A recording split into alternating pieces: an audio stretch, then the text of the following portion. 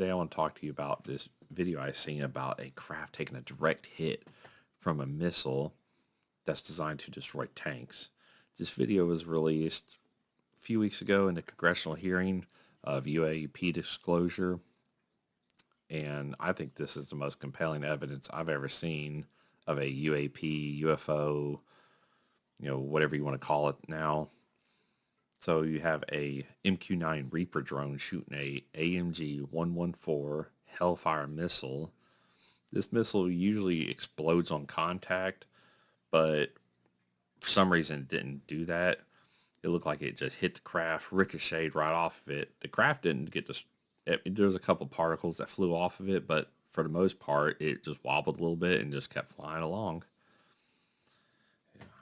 I mean, I've seen videos before of craft, and some of them look pretty good. They look like they're going high speeds, but this one, if it was a drone, it would have just destroyed it, no matter if the missile blew up or not. So I have this video I'm going to play, and as you can see, there's a craft in the middle of the screen. It's being laser guided by another craft, or drone, or something like that. And you'll see the missile come in from the left side here in a minute. Boom, hits it. Got the particles flying off of it. And it wobbles a little bit, and it's going to zoom out, and you see that it just keeps on going. Pretty crazy. And if you noticed, the particles that kind of flew off it, it's kind of interesting because those particles kind of stayed with the craft as it was flying along. Kind of like it's, you heard people saying in UAPs and UFOs and stuff that they contain their own little bubble of atmosphere. And so I just found that was kind of interesting. So the Hellfire missiles are shot from air to ground. They're designed as tank killers, and these missiles can kill any tank in the world. It can be used for air to air. It's not common. It may need something to like a fuse modification of some sort. As I read, I did some research. I'm not an expert on this, but that's probably why it bounced off and didn't just explode on impact like it's supposed to. You could tell that's not a balloon, because if it was a balloon, it would have went straight through it. It wouldn't have just ricocheted off of it like you've seen in the video that it did. And if it was a drone being hit by a missile, it would have even if it didn't blow up, it would have destroyed the drone. So what is this thing? Is it a UFO? A UAP, as they call it now? I don't know why they call it UAPs now. They say because UFO has a connotation of aliens, and I was like, what is UAP? Does the same thing. Like, that's all people think of when they hear that, if they even know, if they've even heard it. And we're not the only country that is dealing with this kind of stuff. This is happening worldwide. This reminds me of something I read about happening in Russia, where there's this general, I think he's a general, he's somebody in their government called Sokolov. I don't know his first name, or if that is his first name, I don't know. Probably butchering that name. He said that their military dispatched jets in the air up to about 45 times, trying to pursue and to try to shoot down some of these things, and they just speed away. So if they hit them, they just bounce off. There was 3 instances where they said that their airplanes were pierced by these crafts and crashed, and 2 pilots died. I tried to find these pilots' names. I wasn't able to find a source that named them, and who knows? I mean, this is the Russian military, so take that with a grain of salt. So I was a diehard fan of this notion that UFOs coming from space, they're aliens from another planet. But now I'm a little bit more skeptic. I'm not saying that these incidences are something's not happening weird. I'm not saying that I think it's all made up. I know something's going on. Is it our military just testing other equipment, new high-tech equipment? I mean, it could be.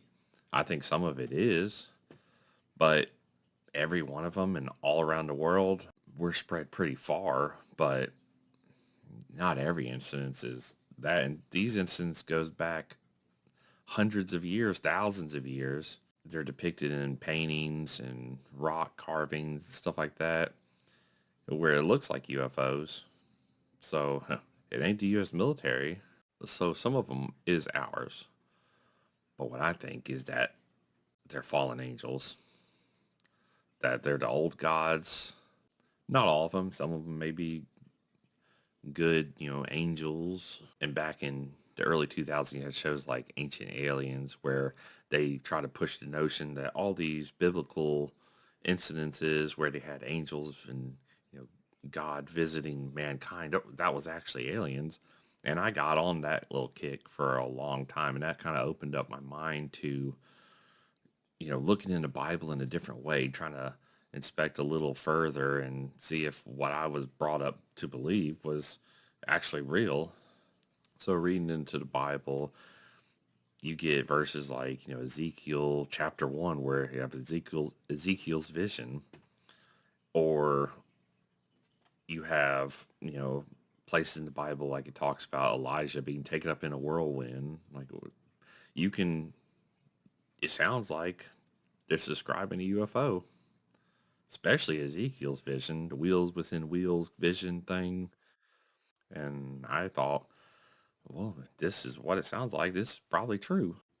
But then I started thinking, what if it's the other way around? What if they are actually angels, fallen angels, good and bad, and we just call them UFOs now?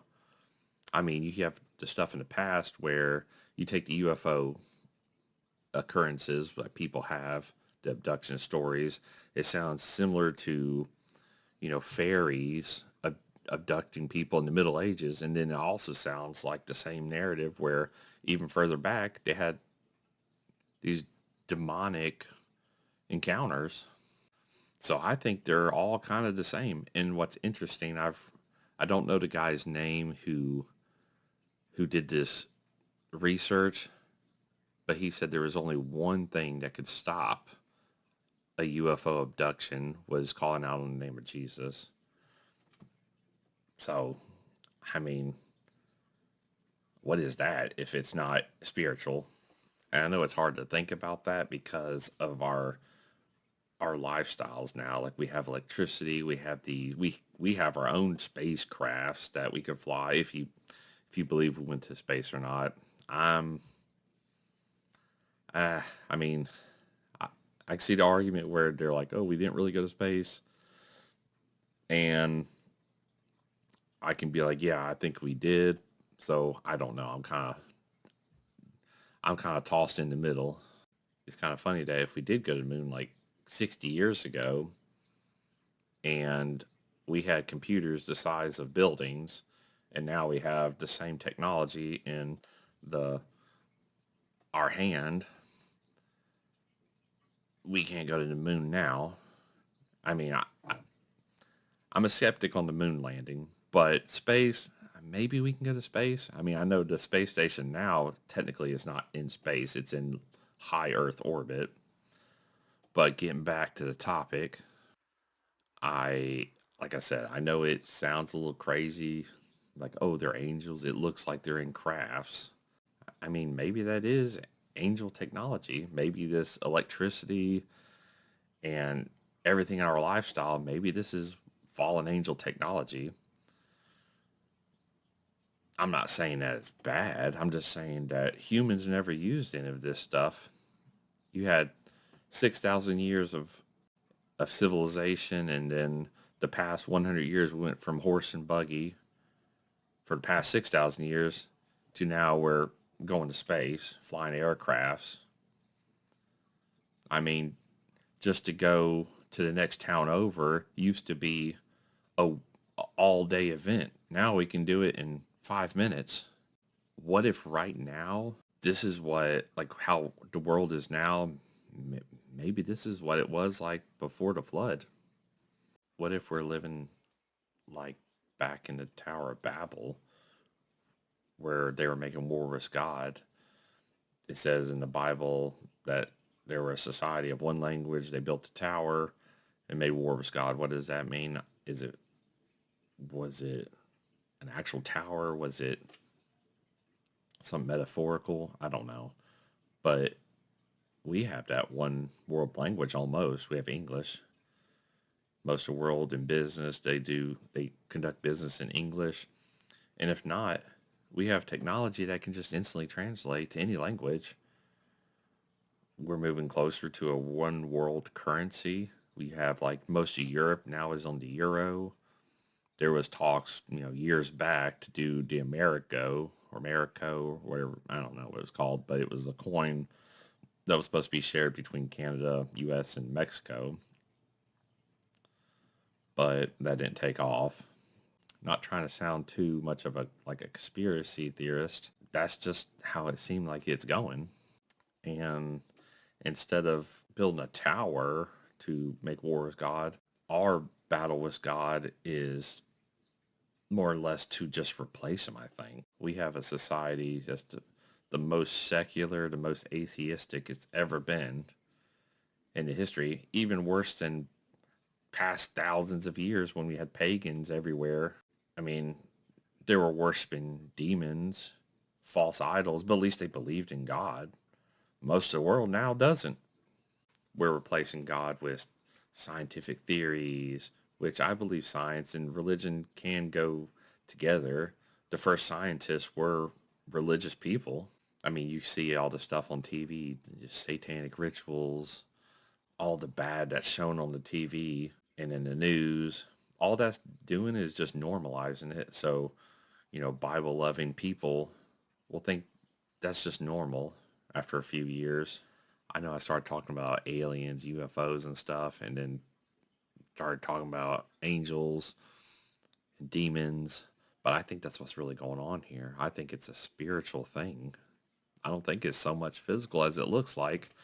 I think that the narrative they've been pushing for the past couple of years, I think it's a psyop. I think it's that they want us to believe something's out there coming to get us, a boogeyman in the sky. And I think that they're trying to consolidate us all together to fight this common enemy. An enemy coming from the sky, an enemy coming from the clouds.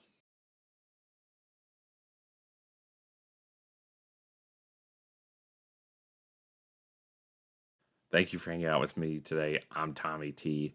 Give me a thumbs up if you liked the video, and I'll see you next time.